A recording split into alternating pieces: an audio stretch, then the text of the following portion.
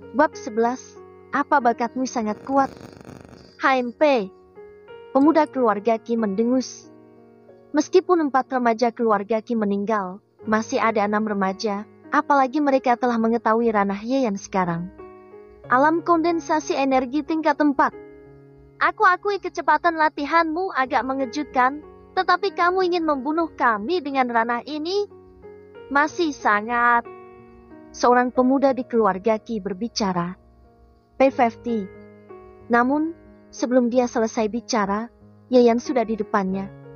Saat Yayan menunjuk, ada kilat yang menyambar, tunjukannya bagaikan hantaman guntur dan kilat. Bam!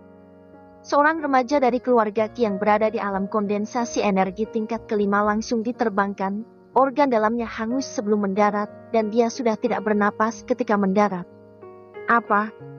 Pada saat ini, Qiwa dan yang lainnya benar-benar tercengang. Praktisi alam kondensasi energi tingkat keempat, bagaimana bisa membunuh praktisi alam kondensasi energi tingkat kelima dengan satu pukulan? Selalu ada celah untuk ranah yang berbeda, tapi sepertinya tidak ada celah bagi Yayan. Matilah!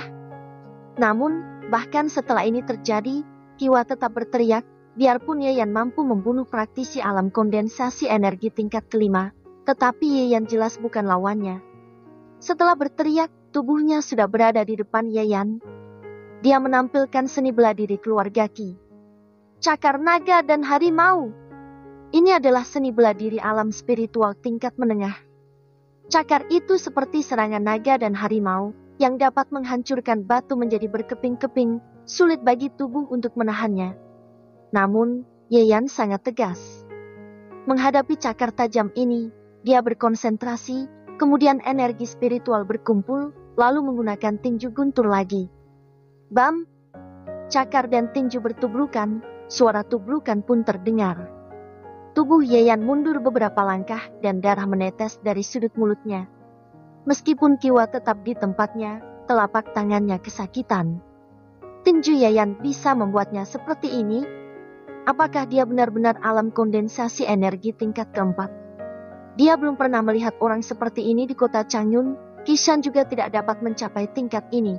Bahkan Yun Faixiu, putra kesayangan keluarga Yun, juga tidak dapat bersaing dengan Yayan pada tingkat yang sama, kan? Jenius seperti ini, siapa yang dapat menandinginya? Keluarga Ye akan jaya. Jika Yayan berkembang, bukankah gawat? Bunuh! Qiwa mendengus dan menyerang kembali. Ekspresi Yayan serius. Kekuatan alam kondensasi energi tingkat ke-7 memang mendominasi, memang sulit untuk dilawan dirinya dengan ranah saat ini. Namun, dengan duel barusan, jarak antara dia dan pedang spiritual semakin dekat. Namun, saat ini, Qiwa dan para pemuda keluarga Qi menyerbu lagi, tanpa ragu-ragu. Yayan berteriak dalam hatinya. Mantra pedang terbang! Ini adalah seni bela diri tingkat suci. Aura di diafragma terkondensasi. Energi pedang terbentuk satu demi satu, dan langsung terbang menuju Qiwa dan yang lainnya. Adegan ini mengejutkan keluarga Qi. Blokir! Mereka berteriak keras, mencoba untuk memblokir pedang terbang ini, dengan mengandalkan energi spiritual mereka. Namun, sayangnya kecuali Qiwa, semua anggota keluarga Qi lainnya ditembus oleh pedang terbang ini. Meskipun Qiwa memblokir pedang terbang, tapi langkah kakinya berhenti dan dia semakin jauh dari Yayan. Pada saat ini, mata Qiwa berapi-api. Ada begitu banyak pemuda keluarga Qi yang datang dan saat ini dia satu-satunya yang tersisa. Yang lainnya telah dibunuh oleh Yayan. Qiwa mengatupkan giginya, dia akan menghancurkan Yayan menjadi daging cincang. Saat ini sosok Yayan hanya berjarak 3 inci dari pedang spiritual. Namun, ada sosok lain yang lebih dekat dengan pedang spiritual. Feng Chan datang. Yayan mengerutkan kening. Dalam pertempuran tadi, Ye Ren, Ye Tong dan yang lainnya terluka. Orang-orang dari keluarga Feng terlalu kuat.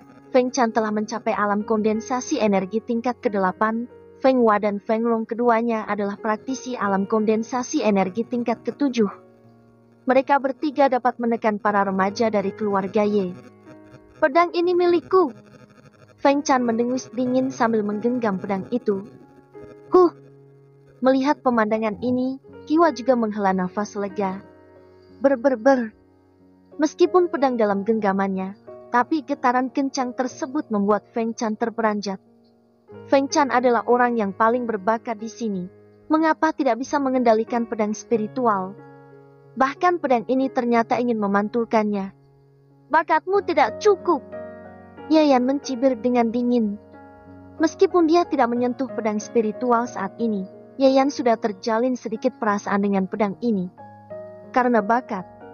Kemudian Yayan berkata, pedang datang. Shoot. Dalam sekejap, pedang spiritual itu terbang dan jatuh langsung ke tangan Yayan. Bagaimana ini bisa terjadi? Yayan, kamu hanya berada di alam kondensasi energi tingkat keempat, tapi aku sudah mencapai alam kondensasi energi tingkat ke-8. Aku memiliki diafragma hijau. Aku bahkan memiliki tubuh spiritual golok. Memang apa yang kamu miliki? Teriak Feng Chan. Apa diafragma hijau sangat kuat? Kamu masih bangga dengan tubuh spiritual? Jangan mempermalukan diri sendiri. Yayan mendengus. Merah, jingga, kuning, hijau, biru, nila dan ungu. Bahkan orang berdiafragma ungu juga bakatnya tidak sebagus Yayan. Adapun fisik, semuanya dikalahkan oleh tubuh kaisar.